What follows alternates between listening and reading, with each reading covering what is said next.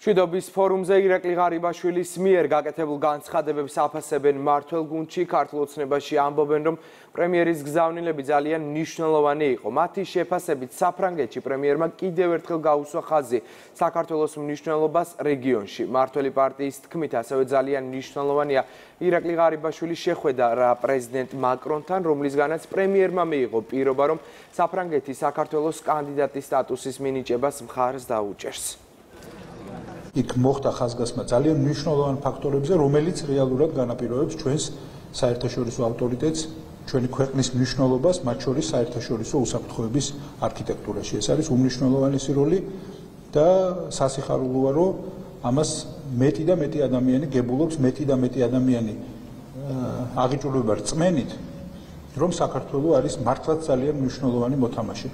თავისი პოტენციალით, თავისი შესაძლებლობებით საერთაშორისო თანამეგობრობის მისიების განხორციელებაში. პრემიერ-მინისტრის გზავნილები იყო ძალიან მნიშვნელოვანი, ყურადსაღები, დამოუკიდებლად პრემიერ-მინისტრი წარსდგა ქვეყნის წარმომადგენელი, რომელმაც ძალიან მნიშვნელოვანი ნაბიჯები გადადგა სწორედაც მშვიდობისთვის.